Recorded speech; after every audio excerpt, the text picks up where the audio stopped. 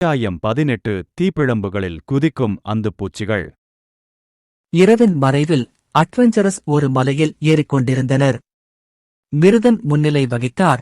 மதுராயன் அவரது அணியும் பின்னால் வந்தனர். மதுராயன் அவரது குழுவும் 4 உறுப்பினர்களைக் கொண்டிருந்தன. மதுராயம் ஒரு பெரிய கத்தியுடன் கூடிய வாழ்வீரன், மகேந்திரன் ஒரு பெரிய கோடரியை ஏந்திய போர்வீரன், ரியா ஒரு வில்லாளி மற்றும் அண்ணா ஓரளவுக்கு மந்திரத்தை பயன்படுத்தக்கூடியவர். இருப்பினும் சிலர் தற்போதைய சூழ்நிலையில் முழுமையாக மகிழ்ச்சியடையவில்லை. இதென்ன முட்டாள்தனம்? ஆமாம், நாம இப்போவே போகணும்னு இல்ல, பொழுது விழுந்ததும் கிளம்பி வந்திருக்கலாம். பின்னால் வந்த அண்ணாவும் ரியாவுக்கு அமைதியான குரலில் முணுமுணுத்தனர். மிருதன் பரிந்துரைத்தபடி அவர்கள் மாலையில் தயார் செய்து புறப்பட்டனர். இருப்பினும் அவர்கள் மிகவும் தாமதமாக புறப்பட்டனர். அவர்கள் மலைத்தொடரை அடைந்து ஏறத் தொடங்கும் போது மாலை நேரம் கடந்துவிட்டது. வெள்ளி தரவரிசையில் உள்ள ஒரு அட்வென்ச்சரஸ் ஒரு விருந்தை ஏற்பாடு செய்திருந்தாலும் அது எல்லை மீறுவதாகும். குறிப்பாக இந்த மலைகள் பகல் நேரத்திலும் ஆபத்தானவை என்பதை கருத்தில் கொண்டு ஏற்கனவே நள்ளிரவு ஆகிவிட்டன. நிலைமை நிச்சயமற்றதாக இருந்தது. ஆபத்து உண்மையானது. வெள்ளி தரவரிசையில் வீரராக இருந்த மிருதன் சில உறுதிமொழிகளை கொடுத்தார். அவர் நல்ல திறமைகளைக் கொண்ட ஒரு மந்திரவாதி. அவர்கள் மலையில் ஏறும் வழியில் அவர்கள் சந்தித்த கீழ்மட்ட அரக்கர்களையும் உயிரினங்களையும் அவர் எளிதாக விரட்டியடித்தார். இவ்வளவு சிரமமின்றி மந்திரத்தை கட்டுப்படுத்த அவர் ஒரு சாதாரண மந்திரவாதி அல்ல. அவரது தற்போதைய செயல்களிலிருந்து அவர் வெறும் ஒரு மந்திரவாதியை விட சக்தி வாய்ந்தவர் என்பது தெளிவாக தெரிந்தது. எனவே தற்போதைய சூழ்நிலையில் அவர்கள் அதிருப்தி அடைந்தாலும் அவர்கள் தங்கள் புகார்களை வெளிப்படையாக வெளிப்படுத்தவில்லை. எல்லாவற்றிற்கும் மேலாக அவர்கள் பின்தொடர்ந்து வந்தார்கள். அது மிருதன். மிருதன் அவன் பின்னால் ஒரு பார்வை பார்த்தான். யாராவது பின்தங்கியிருக்கிறார்களா என்று சரிபார்க்க திரும்பி பார்த்தான். அவர் மிகவும் அக்கறையுள்ளவர் என்பதால் அல்ல. ஏனென்றால் அவை அன்றைய முக்கிய உணவாக இருந்தன. அவன் தன் பாதையில் நின்றுவிட்டான். நாங்கள் இங்கே இருக்கிறோம். அனைவரும் தயாராகுங்கள். அவர்கள் நிலவரைக்காக குறிக்கப்பட்ட இடத்தை அடைந்தனர். ஆனால் அவர்களால் அதை கண்டுபிடிக்க முடியவில்லை. நிலவரை எங்கே? ஆரம்பத்திலிருந்தே சில சிரமங்கள் இருந்தன. மதுராயனுக்கு அவரது குழுவினருக்கும் நிலவரையை தேடுவதற்கான வழிமுறைகள் வழங்கப்பட்டன. சிறிது நேரம் கழித்து மதுராயனின் குரல் வந்தது. ஆ, மாஸ்டர், நான் அதை கண்டுபிடித்தேன்.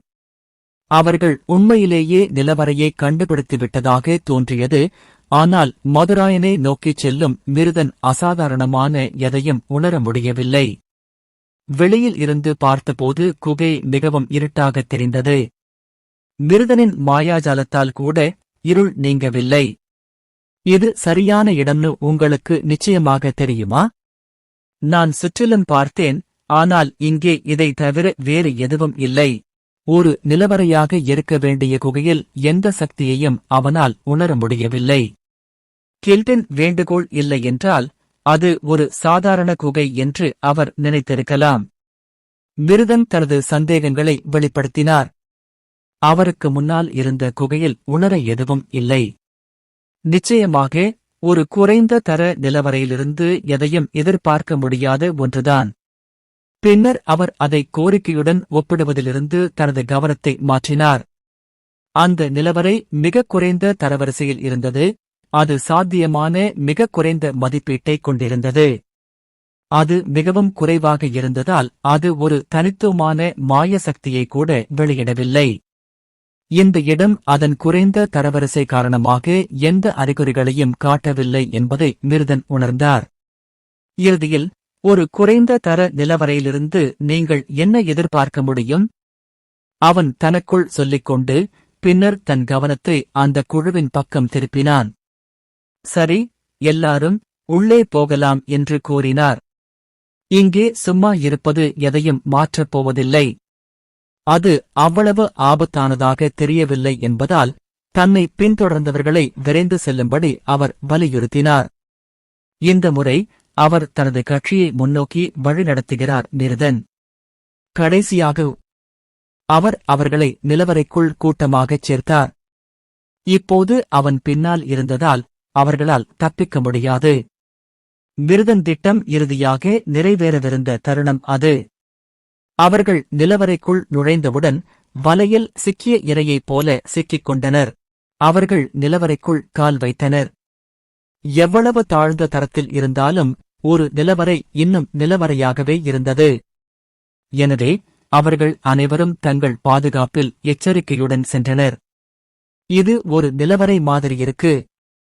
சுவர்களில் வரிசையாக தீபங்கள் அவர்களை வரவேற்றன.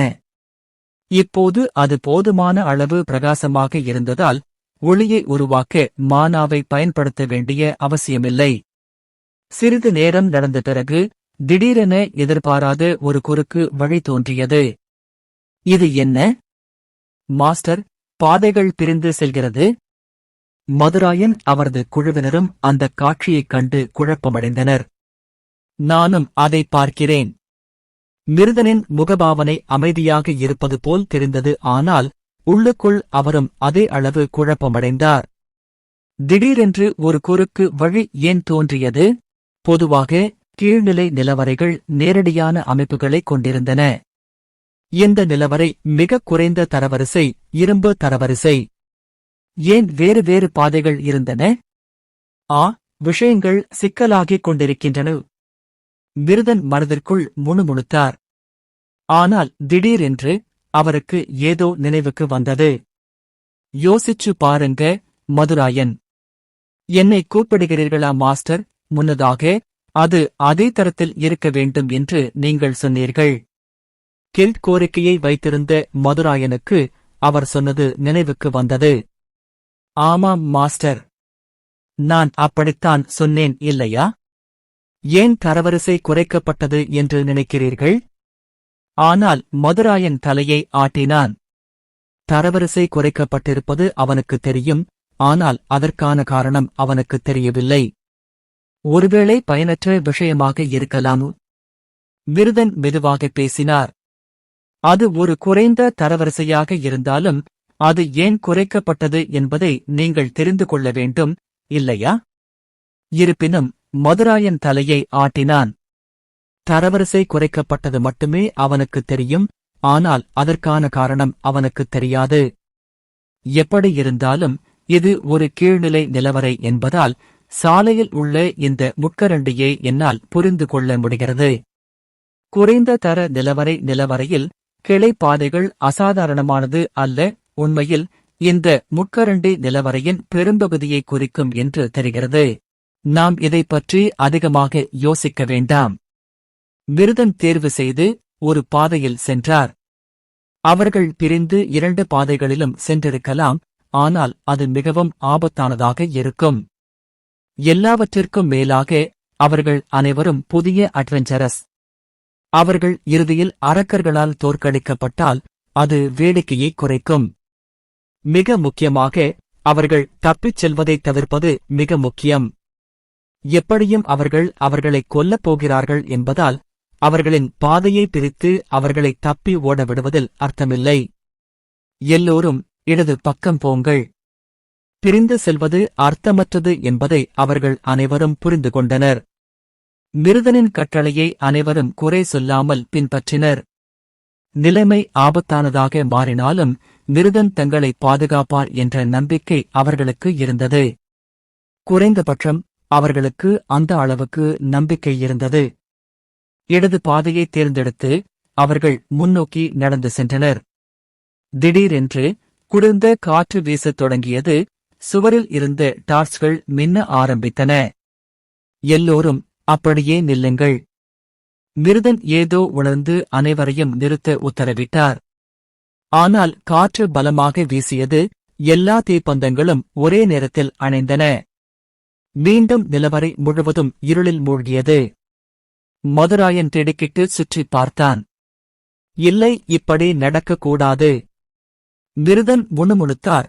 ஆனால் அவசரமாக மந்திரத்தை பயன்படுத்தினார். அவரது உள்ளங்கைக்கு மேலே ஒரு சிறிய கோளம் தோன்றி ஒளியை உமிழும் நிலவறைக்குள் இருந்த இருளைப் போக்கியது. இருப்பினும் அவரது வெளிப்பாடு கடுமையாகவே இருந்தது. ஏதோ சரியில்லையோ. அவனுக்குள் இனம் புரியாத ஒரு பதற்றம் தோன்றியது.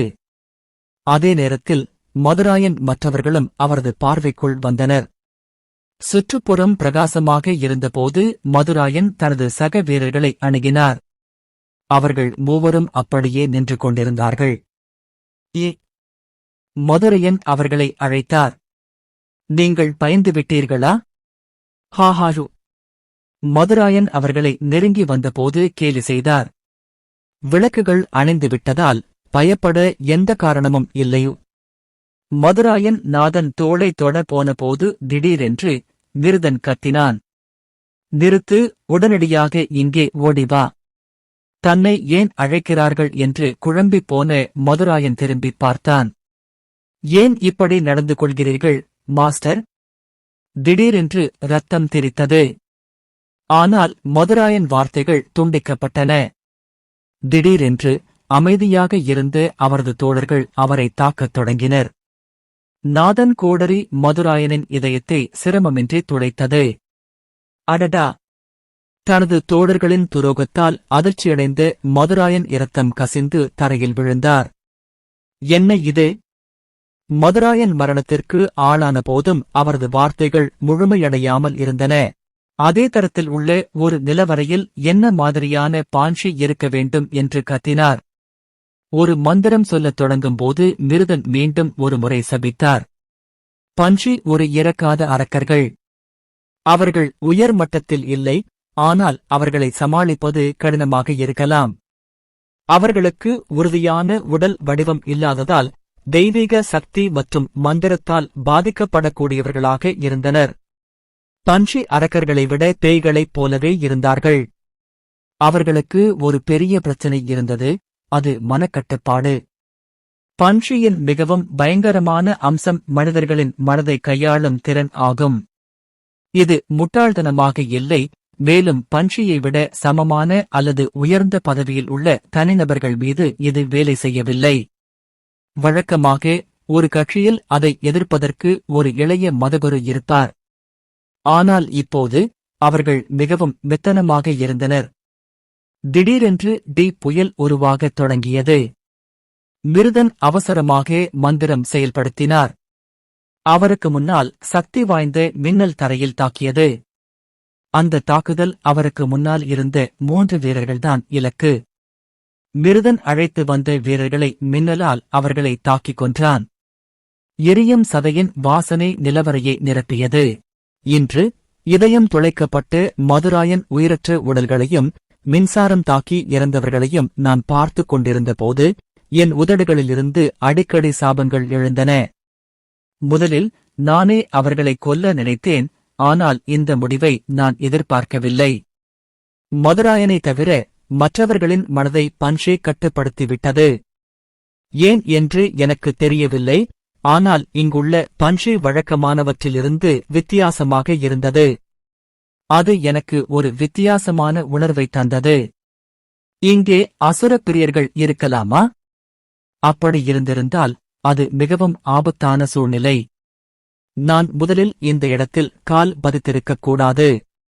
இப்போதைக்கு வெளியே போகலாம். நிலவரையின் தரவரிசை குறைந்திருந்தாலும் அது முதலில் அதே தரவரிசையில் ஒரு நிலவரையாகவே இருந்தது. ஆனால் பன்ஷி தொடக்கத்திலிருந்தே தோன்றியதால் அட்வென்சர்களின் குழு தவறான தகவலை வழங்கியுள்ளது என்று அர்த்தம். நான் தலைமை இடத்திற்கு போன உடனே வரவேற்பாளரை கொல்லணும்.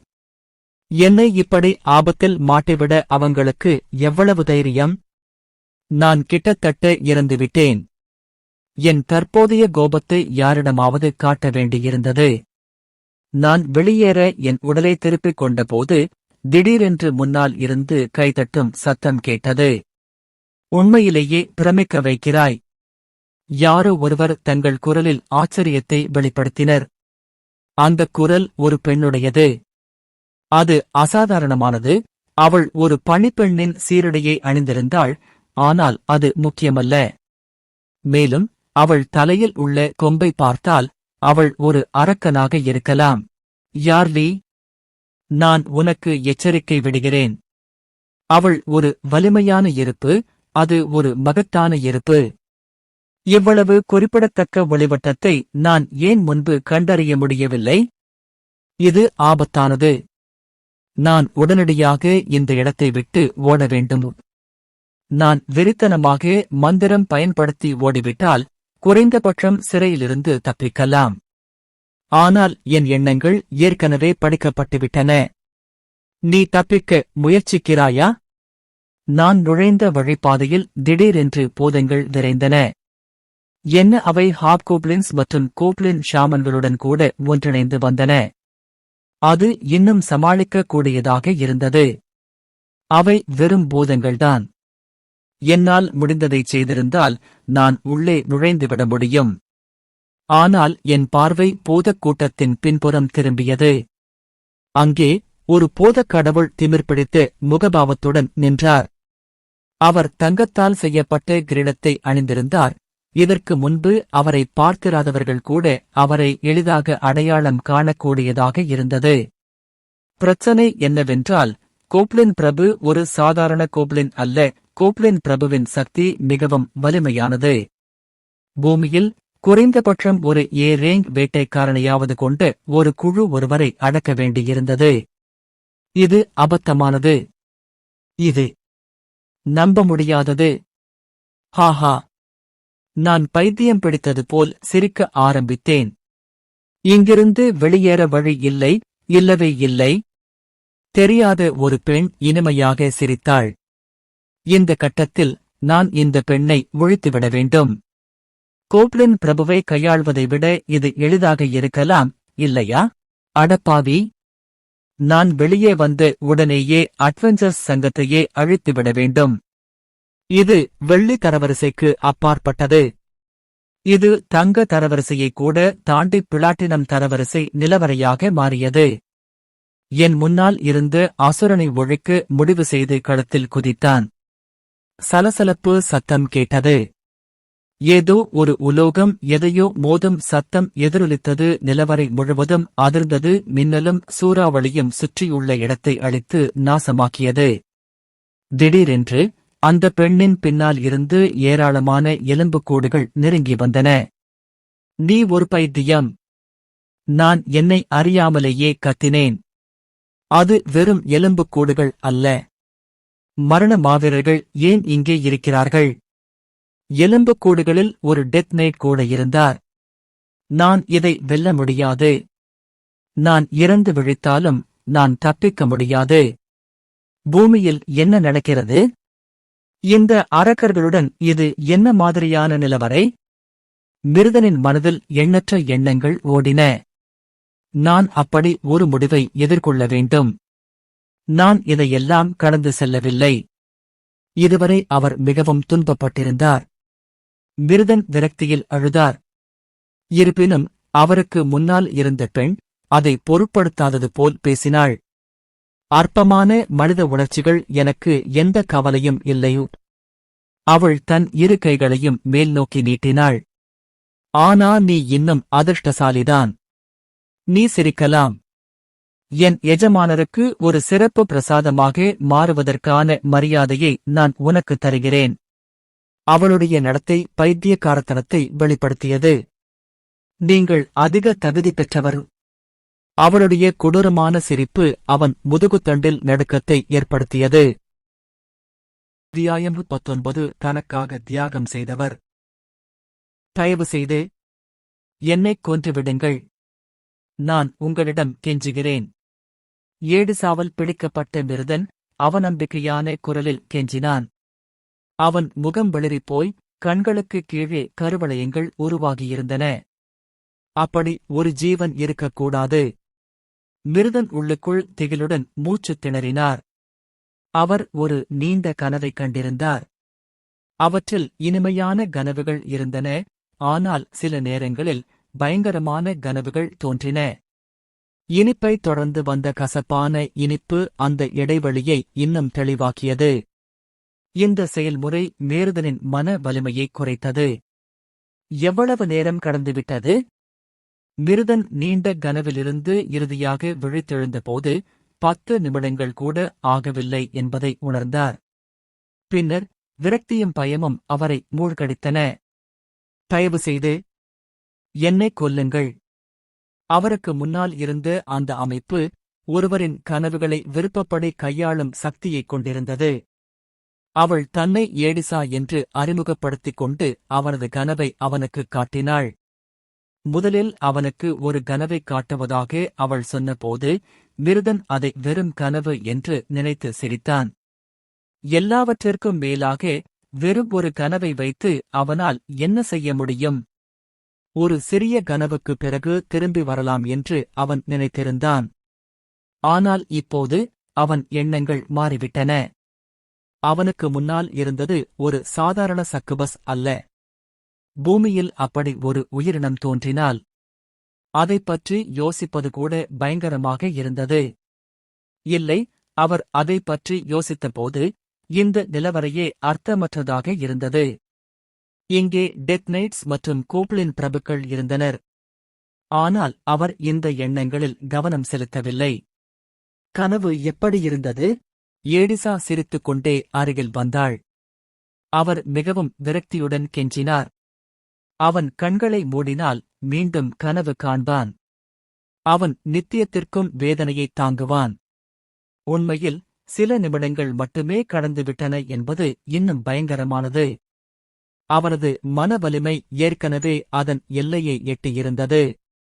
ஓ, அப்போ நீ கடைசியா என் எஜமானோட தியாகியா மாறணும்னு யோசிக்கிறாயா? எடிசா மகிழ்ந்தாள். மிருதன் தீவிரமாக தலையசைத்தான். அவளுடைய வார்த்தைகள் எவ்வளவு இனிமையானவை என்பதை அவனால் நம்பவே முடியவில்லை.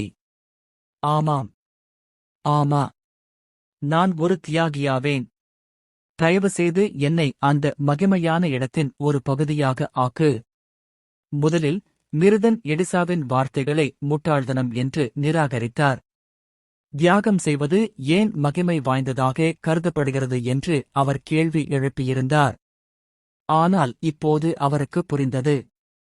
அது அவருக்கு சௌகரியமாக இருந்தால் எந்த நேரத்திலும் தியாகம் செய்வதை அவர் ஒரு கௌரவமாக கருதுவார். எங்கள் பெரிய குருவை நீங்கள் உண்மையிலேயே போற்றுவதைப் பார்ப்பது உண்மையிலேயே ஒரு மரியாதை. இந்த எடிசா மிகவும் நெகிழ்ச்சியடைந்தாள். மிருதன் அவளை சபிக்கவும் கத்தவும் விரும்பினான். ஆனால் அவன் தன்னை கட்டுப்படுத்திக் கொண்டான். மீண்டும் கனவு காண்பதை தவிர்க்க முடியும் என்பதில் அவன் ஆறுதல் கண்டான். இப்போ இந்த பக்கம் வா. மிருதன் மெதுவாக எழுந்து ஏடிசாவின் வழிமுறைகளை பின்பற்றினார். அவர் ஒரு அடக்கமான, அவசரமாக கட்டப்பட்ட பலிபீடத்தைக் கண்டார். இதுவரை அவர் எதற்காக வாழ்ந்தார்? இந்த இலக்கை அடைவதற்காக மட்டுமே அவர் உண்மையிலேயே வாழ்ந்தாரா? ஒருவேளை அவரது கடந்த கால செயல்கள் காரணமாக இருக்கலாம். மிருதன் மெதுவாக பலிபீடத்திற்குள் நடந்து செல்லும்போது பல விஷயங்களைப் பற்றி யோசித்தார். அது இந்த வாழ்க்கையில் அவரது கடைசி தருணம். விரைவில் பலிபீடத்திலிருந்து தீப்பிழம்புகள் எழுந்தன. தீ அணைந்தது. சரித்திரனின் ஸ்மார்ட் போனில் அலாரம் தொடர்ந்து ஒலித்துக் கொண்டே இருந்தது. அன்பே, ஏன் அலாரம் அடிச்சுக்கிட்டே இருக்கு? நிம்மதியாக தூங்கிக் கொண்டிருந்த சரித்திரன் எரிச்சலுடன் எழுந்தார். பின்னர் அவர் தனது ஸ்மார்ட் போனை எடுக்க கையை நீட்டினார். இந்த அலாரம் எதைப் பற்றியது? அவன் அலாரத்தை சரிபார்த்தபோது அது அவன் திரும்பி வந்த பிறகு இந்த மறு உலகில் தொடங்கிய ஒரு விளையாட்டு என்று தெரிந்தது. உங்கள் நிலவரையில் ஊடுருவுபவர்கள் தோன்றியுள்ளனர். என்ன மீண்டும் ஊடுருவுபவர்கள்? ஆனால் அடுத்த அலாரத்திலிருந்து நிலைமை தீர்க்கப்பட்டுவிட்டது என்பதை அவர் விரைவாக உணர்ந்தார். அனைத்து ஊடுருவல்களையும் வெற்றிகரமாக விரட்டியடித்தோம். வெகுமதிகள் வழங்கப்படுகின்றன. நிலவரைக்குள் உங்கள் கூட்டாளிகளின் இயக்க வரம்பு அதிகரித்துள்ளது. இப்போது கூட்டாளிகள் நிலவரைக்குள் மற்றும் மலைத்தொடரில் ஒரு குறிப்பிட்ட இடம் வரை செயல்பட முடியும்.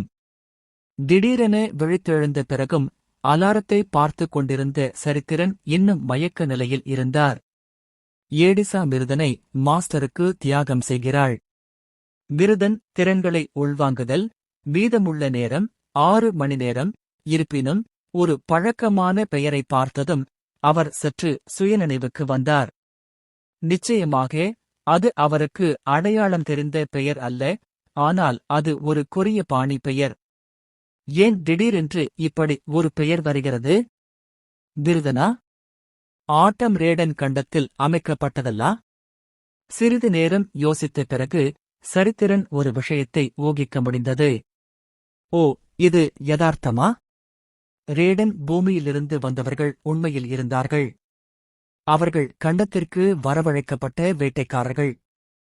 அவர்கள் விளையாட்டில் இந்த அளவிலான யதார்த்தத்தை சேர்த்திருக்கலாமா? படைப்பாளிகள் அதில் சேர்த்திருந்த நுணுக்கமான விவரங்களைக் கண்டு சரித்திரன் வியந்தார். ஆனாலும் நள்ளிரவில் அலாரம் அடிப்பது மிகவும் எரிச்சலாக இருந்தது. ஆனால் இந்த திறன் உறிஞ்சுதல் என்றால் என்ன? எழுதியது போல 6 மணி நேரம் ஆனது. சரி, நான் எப்படியாவது அதை கண்டுபிடிப்பேன். கொஞ்சம் தூங்கலாம். இருப்பினும் திடீரென மயக்கம் அவரைப் பற்றிக் கொண்டதால் அவரது எண்ணங்கள் தொடரவில்லை. சரித்திரன் தனது படுக்கையில் சரிந்து விரைவில் தூங்கிவிட்டார். ஆனாலும் ஸ்மார்ட் போன் அலாரம் நிற்கவில்லை. விருதன் திறன்களை உள்வாங்குதல், மீதமுள்ள நேரம் 5 மணி நேரம் 50 நிமிடங்கள். விருதன் திறன்களை உள்வாங்குதல், மீதமுள்ள நேரம் 5 மணி நேரம் 40 நிமிடங்கள். எச்சரிக்கை மணி இடைவிடாமல் தொடர்ந்தது. ஒருவட்ட மேசையைச் சுற்றி பலர் கூடினர். இதுவே புனித சபையின் மையமாக இருந்தது. இது அந்த சபையின் மிக உயர்ந்த மையமாகும். கிராண்ட் வைஸ் கார்டினல் மற்றும் உச்ச விசாரணை அதிகாரி உட்பட பல்வேறு நிறுவனங்களின் பிரதிநிதிகள், சட்டம், நிர்வாகம், இராணுவம் மற்றும் சபையின் பிற கிளைகளுக்கு பொறுப்பானவர்கள் இங்கு கூடியிருந்தனர். இது மிகவும் முக்கியமான சந்திப்பு என்பதால் அவர்கள் அனைவரும் கூடியிருந்தனர். போப்பிற்குப் பிறகு அவர்கள்தான் அந்த வரிசையில் மிகவும் சக்தி வாய்ந்த நபர்கள். எனவே கூட்டம் பல்வேறு விவாதங்களாலும் நிறைந்தது. இந்த முறை புனித போப் அவர்கள் கருட ராஜ்யத்திற்கு விசாரணையாளர்களை அனுப்புமாறு அதிகாரப்பூர்வமாக கோரினார். விசாரணையாளர்களை நிர்வகித்து மேற்பார்வையிட்ட டைட்டன் பேசினார். அங்கிருந்த சில மதகுருமார்கள் ஆச்சரியத்தின் வெளிப்பாடுகளை வெளிப்படுத்தினர். ஆஹா, இறுதியாக எங்கள் அமைப்பு கருட ராஜ்யத்தில் அதன் வேர்களை நிலைநிறுத்தும். பயிற்சி பாதிரியார் யுவராஜன் காணாமல் போனது எதிர்பார்க்கப்பட்டதுதான், ஏனெனில் கடைசி சென்ற இடம் கருட ராஜ்யம். ஆணை விசாரிப்பது இயல்பானதுதான். முதல் கட்டமாக விசாரணைக்கு பொறுப்பான விசாரணை அதிகாரிகளை டைட்டன் தானே அனுப்பினார். முன்னாள் விசாரணை அதிகாரியாக டைட்டன் இந்த பணியில் மிகுந்த பெருமை கொண்டார். ஆம், விசாரணையாளர்களில் நாங்கள் சிறந்த உயரடுக்கை தேர்ந்தெடுத்துள்ளோம். இப்போது கருட ராஜ்யத்தை பேய் உலகில் நுழைவதற்கான படிக்கல்லாக பயன்படுத்துவது மட்டுமே மீதமுள்ளது. மற்றவர்களிடமிருந்து மாறுபட்ட எதிர்வினைகளை எதிர்பார்த்து சிறந்த உயரடுக்கு பகுதியை அவர் வலியுறுத்தினார். இருப்பினும் இந்த இடம் சுலபமாக இல்லை, ஏனெனில் மறுபக்கத்திற்கு மேலும் அதிகாரம் செல்வதை விரும்பாத பிரிவுகள் இருந்தன. ஆனால் இதில் ஓரளவு கவலைக்குரிய விஷயம் இருக்கிறது. ஆணையத்திற்குள் கண்காணிக்க பொறுப்பான டேவிட் பேசினார். டைட்டன் அவரது வார்த்தைகளை கேட்டு புருவத்தைச் சுருக்கினார். ஆனால் டேவிட் தொடர்ந்தார். ஒரு சக்யூபஸ் எங்கள் எல்லைகளை மீறி சீல் வைக்கப்பட்ட சம்பவத்தை நீங்கள் அறிந்திருக்க வேண்டும். இது வெறும் சக்யூபஸ் அல்ல, ஆதிகால உயிரினத்தின் இரத்தத்தை பெற்ற ஒரு சக்யூபஸ் என்பதால் அனைவரும் அமைதியாக தலையசைத்தனர். இந்த நிகழ்வு ஒரே ஒரு ஆதிகால உயிரினம், தேவி என்ற அமைப்பின் அடிப்படை போதனைகளை அசைக்கும் ஆற்றலை கொண்டிருந்தது. எனவே தேவியை விட்டு பிரிந்த ஆதிகால உயிரினங்களிலிருந்து பிறந்த அசுரர்களை அந்த அமைப்பு கண்மூடித்தனமான முறையில் கைப்பற்றியது. சமீபத்தில் சீல் வைக்கப்பட்டிருந்த சக்யூபஸ் கண்டத்தின் கடைசி வம்சாவளியாக இருந்தது, மேலும் அது ஆணையின் உயர் மட்டத்தினரையே ஒரு வெறியில் ஆழ்த்தியது. இருப்பினும் டேவிட் தனது முஷ்டியை மேசையில் ஓங்கி அறைந்தார். சபையை பிரதிநிதித்துவப்படுத்தி மதவெறியர்களை நியாயந்திருக்கும் ஒரு விசாரணை அதிகாரி சக்குபஸ் ராணியுடன் தொடர்பு கொண்டுள்ளார். இது அர்த்தமுள்ளதாக இருக்க முடியுமா? அவரைச் சுற்றியுள்ள மக்கள் அவரது தீவிரத்தைக் கண்டு அதிர்ச்சியடைந்தனர், ஆனால் அவரது கருத்து சரியானது.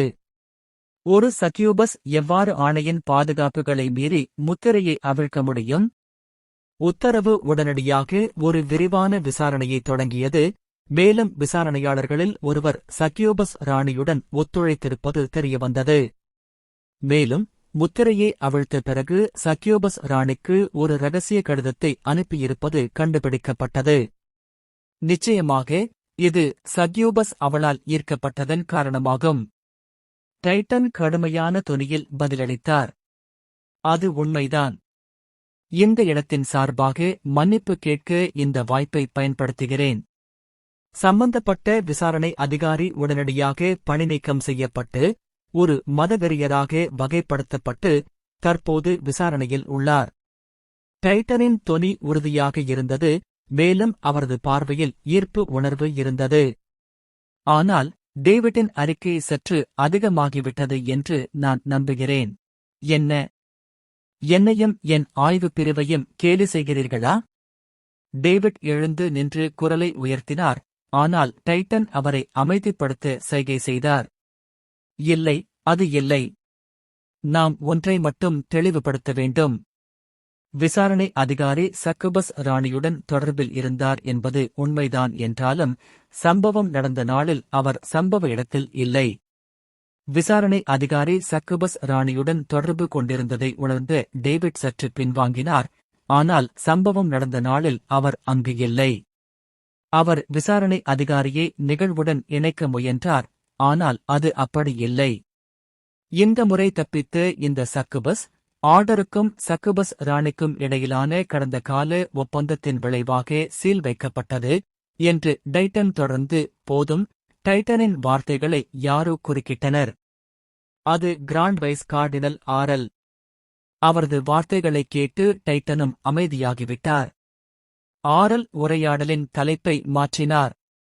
வருட ராஜ்யத்திற்கு அனுப்பப்பட்டது குறித்து பேரரசின் எதிர்வினை அல்லது பிற இராச்சியங்களின் எதிர்வினை என்ன? கருட ராஜ்யத்திற்கு விசாரணையாளர்களை அனுப்புவது அந்த அமைப்பின் பார்வையில் அவசியமான ஒரு நடவடிக்கையாகும், ஏனெனில் அதன் சொந்த பாதிரியார்களில் ஒருவர் காணாமல் போயிருந்தார். இருப்பினும் அண்டை நாடுகளுக்கு தெரிவிக்காமல் அவர்களால் ஒருதலை பட்சமாக செயல்பட முடியாது, எனவே அவர்கள் முறையாக அவர்களுக்கு தெரிவித்தனர். நடைமுறையில் இது ஒரு அறிவிப்பாகவே இருந்தது. போர்க்காலன் பேரரசு மற்றும் வரகன் பேரரசு இரண்டும் இந்த ஆணைக்கு தங்கள் ஆதரவை தெரிவித்துள்ளனர். நிச்சயமாக ஆணையின் விவகாரங்களை எதிர்க்கும் விஷயத்தில் முட்டாள்கள் யாரும் இல்லை. இரண்டு பேரரசுகள் தங்கள் ஆதரவை குரல் கொடுத்திருப்பதால் மற்றவை என்ன செய்யும் என்பது தெளிவாகத் தெரிகிறது. இது ஒரு குறிப்பிட்ட விஷயம். மதகுருமார்களின் வார்த்தைகள் ஆரலை அமைதியாக கண்களை மூட வைத்தன. கண்டத்தில் இரண்டு பெரிய பேரரசுகள் அவர்களை ஆதரித்ததால் நிலைமை சாதகமாக தோன்றியது. சரி, நாம முன்னேறுவோம். காட்டேரி வேட்டை எப்படி போகுது? உரையாடல் காட்டேரி வேட்டைக்கு மாறியது. தலைப்பு மாறிய போது இருந்த சிரிப்பு மறைந்துவிட்டது. இது அந்த ஆணை தொடர்ந்து செய்து வந்த ஒரு இரகசிய நடவடிக்கையாகும். இந்த நேரத்தில் புனித மாவீரர்கள் தங்கள் நிலவரைகளை தாக்குகிறார்கள். அவர்களின் திட்டத்தை பொறுத்தவரை அவர்களின் சக்தியை பலவீனப்படுத்துவதற்காக வாம்பயர் நிலவரைகளை தாக்குவது அவர்களின் திட்டமாகும். அவர்கள் சக்தி வாய்ந்த 5- நட்சத்திர வேம்பயர் தர்ஷனை நேரடியாக கைப்பற்ற திட்டமிடவில்லை, மாறாக சுற்றியுள்ள வாம்பயர்களை ஒழித்து அவர்களின் செல்வாக்கை பலவீனப்படுத்த திட்டமிட்டனர். 5 நட்சத்திர அரக்கர்கள் மிகவும் ஆபத்தானவர்கள். அதிகாரப்பூர்வமற்ற முறையில் இரகசிய நடவடிக்கைகளை மேற்கொண்ட ஆணையின் பார்வையில் 5 நட்சத்திர வலிமை கொண்ட உயிரினங்களை கையாள்வது மிகவும் சவாலானது. இந்த அளவிலான உயிரினங்கள் ஒரு நகரத்தை எளிதில் இடிபாடுகளாக மாற்றக்கூடும். தொந்தரவு செய்யாமல் விட்டால் அவர்களால் ஒரு பெரிய நகரத்தையும் எளிதாக கையாள முடியும். இந்த அளவிலான ஆபத்தினால்தான் ஆணையம் தர்ஷினியுடன் நேரடி மோதலை தவிர்த்தது. இந்த நடவடிக்கையில் பங்கேற்கும் அனைத்து புனித மாவீரர்களும் உயரடுக்கு, எனவே பெரிய பிரச்சினைகள் எதுவும் இருக்கக்கூடாது. இந்த விவாதத்தை இதிலிருந்து நகர்த்தலாம் என்று தோன்றியது. கிராண்ட் வைஸ் கார்டினல் ஆரல் ஒரு சிறிய இடைநிறுத்தத்திற்குப் பிறகு முதல் தலைப்புக்கு திரும்பினார். ஆணை கருட ராஜ்யத்தை ஒரு தளமாக பயன்படுத்துவது காலத்தின் ஒரு விஷயம் மட்டுமே. இருப்பினும் நாம் பேய் உலகில் நுழையும்போதுதான் பெரிய பிரச்சனை. பேய் உலகம் என்பது தெரியாத ஒரு நிலம். அவ்வப்போது அட்வென்ச்சரஸ் அதில் நுழைந்தாலும் ஒட்டுமொத்த அளவை பார்க்கும்போது அது ஒரு நகத்தின் கீழ் உள்ள ஒரு தூசியைப் போலவே குறிப்பிடத்தக்கதாக இல்லை. இதனால் துல்லியமான வழிகாட்டுதலை வழங்காமல் அங்கு என்னென்ன உயிரினங்கள் இருக்கக்கூடும் என்பது குறித்து அவர்களால் ஊகிக்க மட்டுமே முடிந்தது. ஒருவேளை தர்ஷினி போன்ற மனிதர்கள் அங்கே இருப்பார்கள்.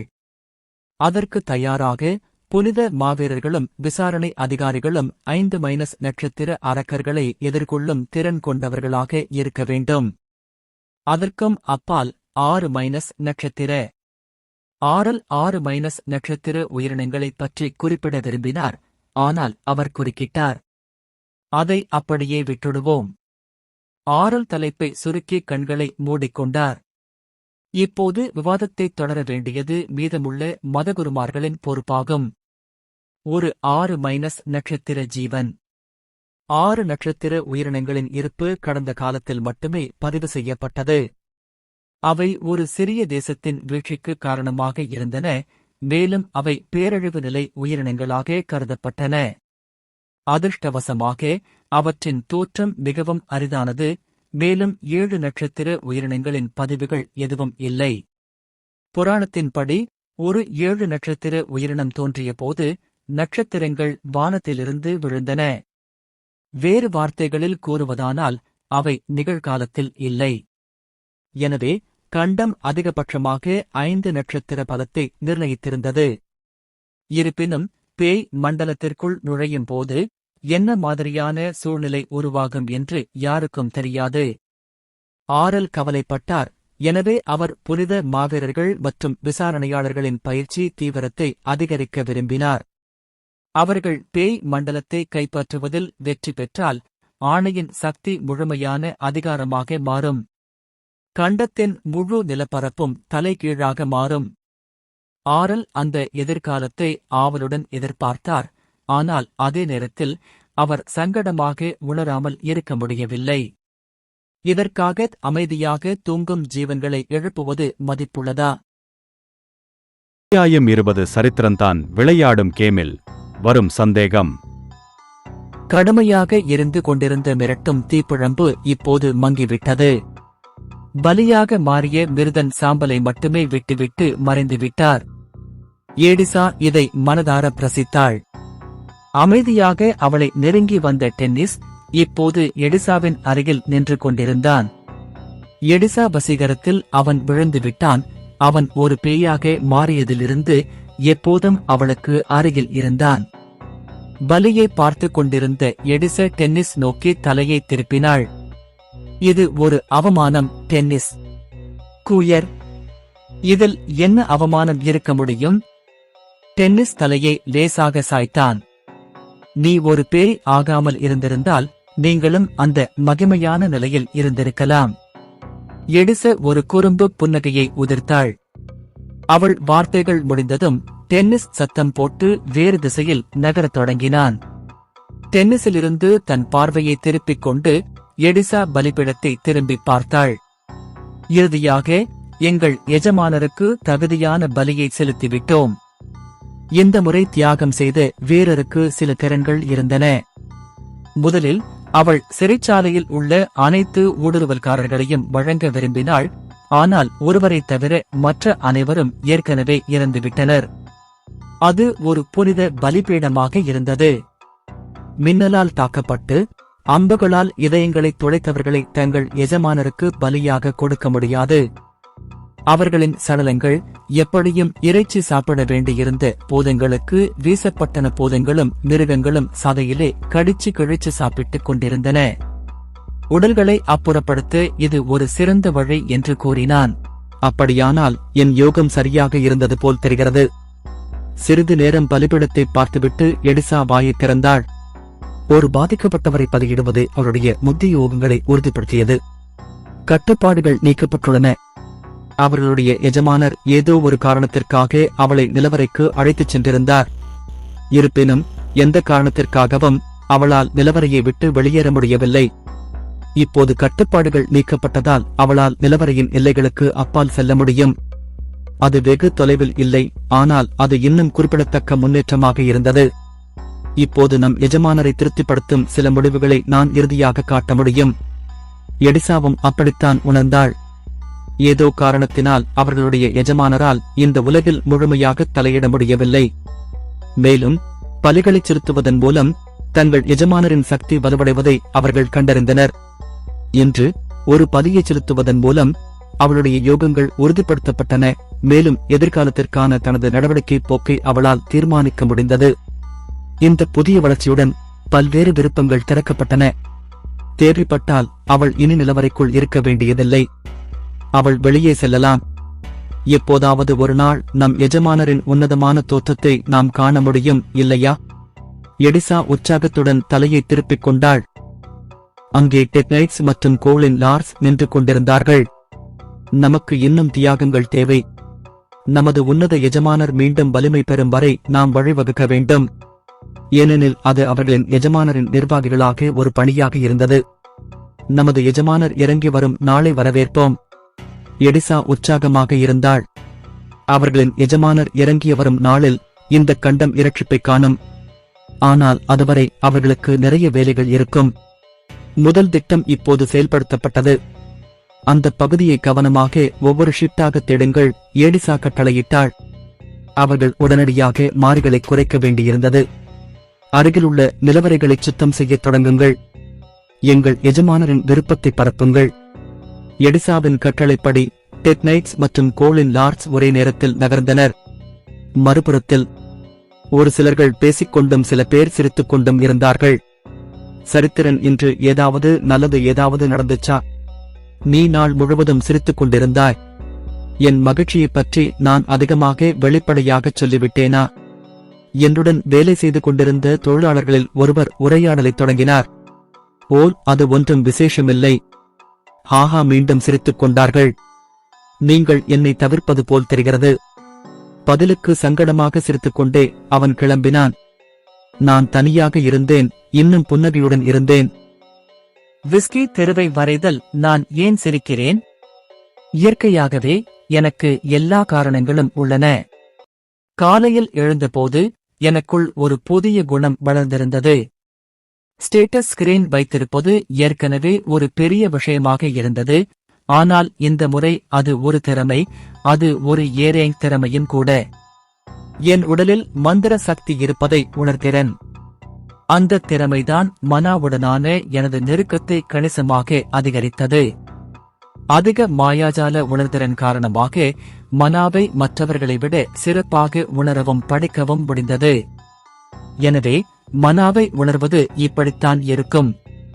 காலையில் நான் முதலில் எழுந்தபோது ஏதோ விசித்திரமாக உணர்ந்தேன். முதலில் நான் சோர்வாக இருப்பதாக நினைத்தேன். ஆனால் காற்றில் இருக்கும் மானாதான் அதற்கு காரணம் என்பதை உணர்ந்தேன். எனக்கு ஸ்டேட்டஸ் ஸ்கிரீன் இல்லாததால், நான் ஹண்டர் அகாடமியில் என் வகுப்பில் கடைசியில் பட்டம் பெற்றதால், என் வீரர்களின் அவமதிப்பை பெற்றதால் அரை வேட்டைக்காரன் என்று அழைக்கப்பட்டேன். இப்போது நான் ஏரேங் திறமையுடன் ஒரு வேட்டைக்காரனாக இருந்தேன். நிச்சயமாக ஏரேங் திறமை இருந்ததால் நான் இன்னும் வெற்றி பெற்றேன் என்று அர்த்தமல்ல. இது எல்லாம் மாணவை உணருவது பற்றியது. அதை பயன்படுத்துவது வேறு விஷயம். இருப்பினும் மற்றவர்களை விட எனக்கு வித்தியாசமான தொடக்கப் புள்ளி இருந்தது என்பது மறுக்க முடியாதது. ஆனாலும் நான் சீக்கிரமா வந்துட்டேன்னு சொல்ல இன்னும் ரொம்ப பின்தங்கியே இருக்கேன். சரியாகச் சொன்னால் நான் மிகவும் பின்தங்கியிருந்தேன். ஆனால் இனி இல்லை. இப்போது எனக்கு எட்டிப் பிடிக்கும் ஆற்றல் இருந்தது. எனக்கு முன்னால் இருந்தவர்களை மிஞ்சும் திறன் எனக்கு இருந்தது. சரி, இன்றைய வேலை இங்கே முடிகிறது. ஓவர் டைம் வேலை செய்ய விரும்புபவர்கள் இங்கே கூடுங்கள். சீக்கிரம். நான் சிந்தனையில் மூழ்கியிருந்தபோது மேற்பார்வையாளர்களில் ஒருவர் மீதமுள்ள தொழிலாளர்களை அழைத்தார். இது ஓவர் டைம் இல்லையா? விரைவில் ஒரு போல்டராக என் வாழ்க்கையை அமைத்துக் கொள்ள திட்டமிட்டிருந்தேன். இப்போதைக்கு அது தொடர்பான சில எண்ணங்கள் எனக்கு இருந்தன. அருகிலுள்ள ஒரு ஓட்டலுக்கு செல்ல திட்டமிட்டிருந்தேன். போகலாம். நான் வெளியேறும் வழியை நோக்கி திரும்பினேன். வெளியேறும் இடத்தில் தேடப்படும் சுவரொட்டிகளுடன் கூடிய அறிவிப்பு பலகையை பார்த்தேன். அவர்கள் வில்லன்கள் என்று அழைக்கப்பட்டனர். இது பல்வேறு குற்றச் செயல்களைச் செய்யும் வேட்டைக்காரர்களை குறிக்கிறது. வில்லன்களில் குறிப்பாக ஒருவர் என் கண்ணில் பட்டார். விருதன். அந்த பெயரை முன்பு எங்கோ கேள்விப்பட்டிருக்கிறேன். ஒரு கணம் நான் என் நினைவுகளில் புரண்டு ஓடினேன். அது ஒரு விளையாட்டு. அவர் விளையாட்டின் போது என் நிலவறைக்குள் ஊடுருவிய ஒரு வீரர். ரேடன் கண்டத்தை அடிப்படையாக கொண்ட ஒரு விளையாட்டில் மிருதன் போன்ற ஒரு கொரிய பெயர் தனித்து நின்றதால் நான் அதை நினைவில் வைத்தேன். அழைக்கப்படுவதற்கான ஒரு அமைப்பை அவர்கள் உள்ளடக்குவார்கள் என்று நான் ஒருபோதும் நினைத்ததில்லை. ரேடன் கண்டத்தைச் சேர்ந்த கதாபாத்திரங்கள் மட்டுமல்ல, பூமிக்குரியவர்களும் கூட இதில் இடம்பெற்றிருந்ததால் வரலாற்று துல்லியத்திற்கு கவனம் செலுத்திய விளையாட்டு அது. யோசிச்சு பாருங்க, விளையாட்டில் தியாகம் செய்யப்படுவதை அவர் குறிப்பிட்டார். ஆட்டத்தின் எச்சரிக்கையில் மிருதன் ஒரு தியாகமாக வழங்கப்படுவதாக கேமில் குறிப்பிட்டிருந்தார். நிச்சயமாக அந்த விளையாட்டு வெறும் விளையாட்டுதான். மேலும் அறிவிப்பு பலகையில் இருந்த மிருதன் வெறும் தேடப்படும் குற்றவாளி. சொல்லப்போனால் இந்த மோசமானவனுக்கு மேஜிக் சென்சிட்டிவிட்டி திறமை இருக்கு. என்னைப் போலவே வில்லன் மிருகனுக்கு மாய உணர்திறன் இருப்பதாக அறிவிப்பு பலகையில் குறிப்பிடப்பட்டுள்ளது. இதுபோன்ற தற்செயல் நிகழ்வுகள் நடக்கின்றன. அந்த நேரத்தில் எனக்கு ஏதோ விசித்திரமாக உணர்ந்தேன். அதை விளக்க முடியவில்லை. அது ஒருவித அசௌகரிய உணர்வு போல இருந்தது. என் இதயம் படபடவென்று படபடத்தது. சுற்றியுள்ள மனமும் நடுங்கியது. ஏன் திடீரென்று இப்படி நடக்கிறது? எனக்கு விசித்திரமாக தோன்றியது. ஆனால் இப்போதைக்கு அதை புறக்கணிக்க முடிவு செய்தேன். நான் திரும்பி அருகில் உள்ள ஓட்டலை நோக்கிச் சென்றேன். ஓட்டலுக்கு வந்ததும் நான் ஒரு காபியை ஆர்டர் செய்துவிட்டு சில விஷயங்களைப் பற்றி யோசிக்க ஆரம்பித்தேன். இந்த திறன்கள் எனக்குள் திடீரென்று ஏன் தோன்றின? நிலைத்திரை ஓரளவு புரிந்து கொள்ளக்கூடியதாக இருந்தது. அது தாமதமாக தோன்றியிருக்கலாம். இருப்பினும் திறன்கள் முற்றிலும் எதிர்பாராதவையாக இருந்தன. குறிப்பாக ஏரேங் திறன். தரத்திறன்கள் பொதுவாக அவேகிங் என்பது பிறவியிலேயே பெறப்படும். இல்லை என்றால் திறன் புத்தகங்கள் மூலம் அவற்றை பெற முடியும். இது அனைத்து தரவரிசைகளின் திறன்கள் மற்றும் பண்புகளுக்கும் பொருந்தும். இந்த அம்சம் திறன் புத்தகங்களின் விலைகளை உயர்த்தியது. மேலும் பண்புகள் மிகவும் அரிதாக இருந்ததால் நீங்கள் அதிக விலை கொடுத்தாலும் அவற்றை பெற முடியாது. நான் எவ்வளவு யோசித்தாலும் எனக்கு புரியவே இல்லை. உண்மையில் நான் இன்னும் எந்த திறன் புத்தகங்களையும் பெறவில்லை. சரி, பரவாயில்லை. எனக்கு அந்த குணாதிசயங்கள் இருக்கும் வரை. நான் ஒரு கணம் யோசித்துவிட்டு பின்னர் அந்த எண்ணத்தை நிராகரித்தேன். எவ்வளவு யோசித்தாலும் ஒரு முடிவு கிடைக்காத ஒரு பிரச்சனை அது. பின்னர் நான் விளையாட்டை எதிர்நோக்கித் தொடங்கினேன். நான் இந்த விளையாட்டை விளையாடத் தொடங்கியதிலிருந்து எனக்கு விஷயங்கள் நன்றாக நடந்து வருவதை கவனித்தேன். ஆனால் இது சரியாக என்ன? அதிகாலையில் அடித்த அலாரத்தை பார்த்தேன். மிருதன் பிரசாதத்தின் திறனை உள்வாங்கியது. அலாரம் அங்கேயே முடிந்தது. கடந்த முறை நான் ஒருவரின் திறனை உள்வாங்கியதைப் போலவே இந்த முறையும் வெளிப்படையான மாற்றம் எதுவும் இல்லை. இந்த அமைப்பு ஏன் உருவாக்கப்பட்டது? உறிஞ்சும் திறன்கள் விளையாட்டில் எதையும் பாதிக்கவில்லை. எனக்கு தெரியாத ஏதாவது இருந்ததா? நான் திரையில் பலமுறை கிளிக் செய்தேன். ஆனால் புதிதாக எதுவும் தோன்றவில்லை. என் இதயம் மீண்டும் படபடத்தது. முன்பு எனக்கு இருந்து விசித்திரமான உணர்வு திரும்பிவிட்டது. இந்த உணர்வை நான் என்னவென்று அழைப்பது? ஆமா, எனக்கு இன்னும் மேஜிக் சென்சிட்டிவிட்டி திறமை இல்லைன்னு ஒரு விசித்திரமான உணர்வு. ஒருவேளை அது இன்னும் பரிச்சயமா இல்லாததால அப்படி இருந்திருக்கலாம். பின்னர் திடீரென்று ஒரு சாத்தியக்கூறு பற்றி எனக்கு ஒரு யோசனை வந்தது. அப்படி இருக்க முடியுமா? இல்லை, அது இருக்க முடியாது. நான் உடனடியாக என் தலையை ஆட்டினேன். அது என் மனதில் ஆழ்மனதில் தோன்றிய ஒரு சிறிய மற்றும் அழைக்கப்படாத எண்ணமாக இருக்கலாம். இவ்வளவு மகிழ்ச்சியான நாளில் அதை பற்றி ஏன் யோசிக்க வேண்டும்? விளையாட்டை விளையாடுவோம். இன்று நான் ஒரு புதிய பண்பை பெற்ற நாள். மேலும் அது ஒரு தரவரிசை பண்பாகும். எந்த வேட்டைக்காரனும் கொண்டிருக்க விரும்பும் பண்பு அது. அது சந்தோஷப்பட வேண்டிய ஒன்று. இவ்வளவு மகிழ்ச்சியான நாளில் வேறு எண்ணங்களில் மூழ்கியிருப்பது சரியல்ல. என்னுடைய தேவையற்ற கவலைகளைப் போக்க நான் விளையாட்டில் கவனம் செலுத்தினேன். நான் திரையை தொட்டபோது திடீரென்று ஒரு புதிய உள்ளடக்கத்தை பார்த்தேன். மற்ற நிலவரைக்கு ஆதரவு அனுப்புதல். இது மற்ற நிலவரைகளுக்கு பொருட்களை வழங்குவது அல்லது உதவ அரக்கர்களை அனுப்புவது பற்றியது. கடந்த முறை எனக்கு அதிக அரக்கர்கள் இல்லாததால் நான் அதில் அதிக கவனம் செலுத்தவில்லை. ஆனால் இப்போது அது வித்தியாசமாக இருந்தது. நிலவரையில் நான் ஒன்றை தவிர்த்துவிட்டாலும் 5 நட்சத்திரங்கள் அல்லது அதற்கு மேற்பட்ட 2 அரக்கர்களாவது இருந்தார்கள். நான் நிலவரை ஆதரவு அனுப்புதல் என்பதை கிளிக் செய்தேன். நான் அதை கிளிக் செய்தவுடன் ரேடன் கண்டத்தின் வரைபடம் தோன்றியது. மேலும் உதவி கோரும் நிலவரைகளின் பட்டியல் சிவப்பு எழுத்துக்களில் தோன்றத் தொடங்கியது. முதலில் நான் இதை பார்க்க வேண்டுமா? நான் மிக மேலே உள்ள நிலவரையை கிளிக் செய்தேன், ஏனெனில் அது மேலே இருந்தது மற்றும் மிகப்பெரிய வெகுமதியை பெற்றது. இருப்பினும் நான் நிலவரையில் சொடுக்கிய போது எனக்கு பரிச்சயமான ஒரு பெயரைக் கண்டேன். யார் இந்த தர்ஷினி? 5 நட்சத்திரங்களும் ஒரு காட்டேரியும். அது மறக்க முடியாத கலவையும் பெயரும். ஓ, நீ அந்த ஆள். நான் முதலில் விளையாட்டைத் தொடங்கி எனது நிர்வாகியை அமைக்கும் போது அது நடந்தது.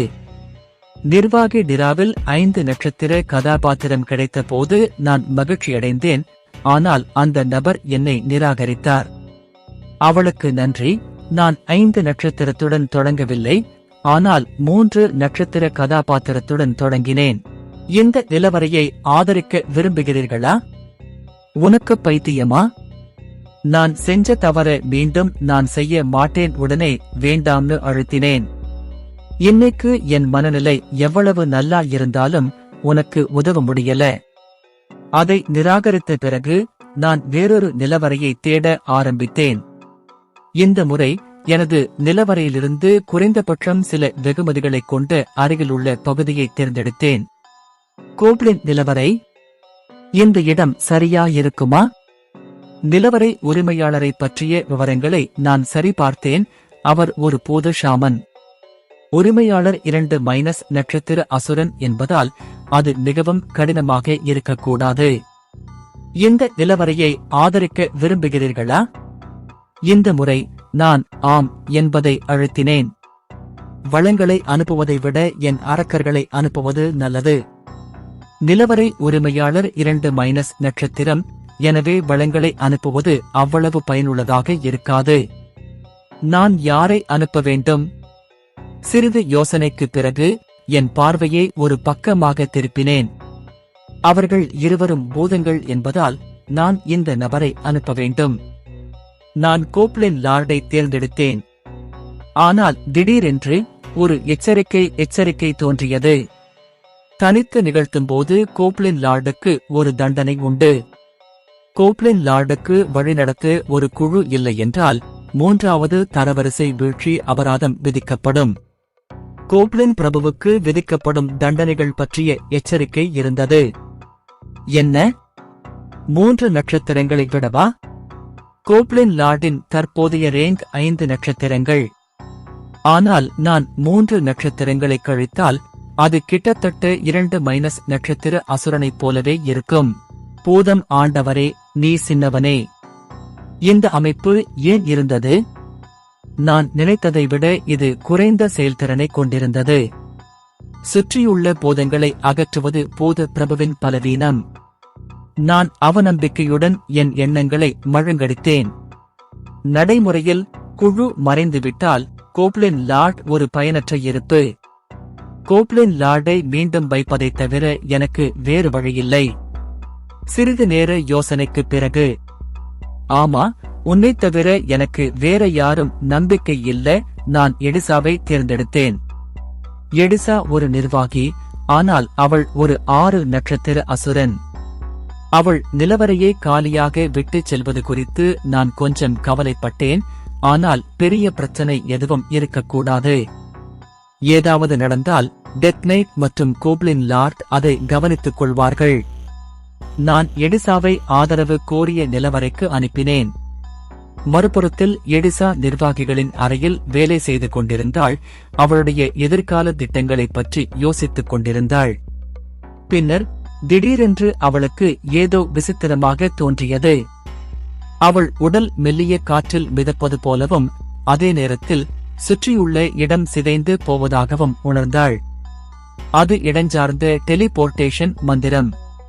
நீங்க எப்பவும் என்னை ஆச்சரியப்படுத்துறீங்க. அந்த அமைப்பின் தளத்தில் நிலத்தடியில் அடைக்கப்பட்ட போது எடிசா இந்த சக்தியை உணர்ந்தாள். எனவே அவள் தன் உடலை அந்த இடத்திற்கு ஒப்படைத்தாள். ஒரு கணம் முன்பு அது நிர்வாகிகளுக்கான அறையாக இருந்தது. ஆனால் அது உடனடியாக அதன் உரிமையாளரின் நிலவரையிலிருந்து வேறுபட்ட நிலவரையாக மாறியது. அதே நேரத்தில் தான் என்ன செய்ய வேண்டும் என்பது அவளுக்கு தெரியும். நான் என் எஜமானரின் கட்டளையை நிறைவேற்றுவேன் என்று அவளுடைய எஜமானர் அவளுக்கு கட்டளையிட்டார். இந்த நிலவரையை ஆதரிக்க வேண்டும் என்பதே கட்டளை. எடிசா மெதுவாகச் சுற்றிப் பார்த்தாள். நிலவரையின் மையத்தில் ஒரு பூதம் கம்பீரமாக அமர்ந்திருப்பதைக் கண்டாள். இந்த பூதம் மற்றவற்றிலிருந்து வேறுபட்டது. அவன் ஒரு மரக்கோலை பையில் பிடித்துக் கொண்டிருந்தான். அதில் ஒரு மண்டை ஓடு இணைக்கப்பட்டிருந்தது. அவன்தான் நிலவரையின் உரிமையாளர் என்பது தெளிவாகத் தெரிந்தது. நிலவரையின் உரிமையாளரான பூதம் எடிசாவையும் கவனித்தது. கெகைம், நீ எங்களுக்கு உதவ வந்திருக்கிறாய் கெகைம். நான் தான் பூதம் ஷாமன் என்று கூறியது. நீதான் இந்த நிலவரையின் உரிமையாளரா? அது மட்டும் இல்லாமல் இந்த பூதம் பேசும் வார்த்தைகள் விசித்திரமாக இருந்தது. பூத ஷாமன் பேசுவதை நிறுத்தினான். ஏதோ தவறு இருந்தது. இது இருக்க முடியாது. பூத ஷாமன் பேய் மண்டலம் வழியாக வலுவூட்டல்களை தெளிவாக கூறியிருந்தார். அவர்களிடம் குறைந்த நிதி இருந்ததால் எலும்புக்கூடுகள் போன்ற மலிவான இறக்காதவை அனுப்பப்படும் என்று அவர் கருதினார். அவர் நிச்சயமாக அப்படித்தான் நினைத்திருப்பார். ஆனால் ஒரு நம்ப முடியாத பிரசன்னம் வந்துவிட்டது. கெகையும். பூத ஷாமன் குழப்பத்தில் ஆழ்ந்தான். மொழிபெயர்ப்பாளர் குறிப்பு: நான் எடிசா தலைப்பை வேலைக்காரன் என்பதிலிருந்து நிர்வாகி என்று மாற்றினேன்.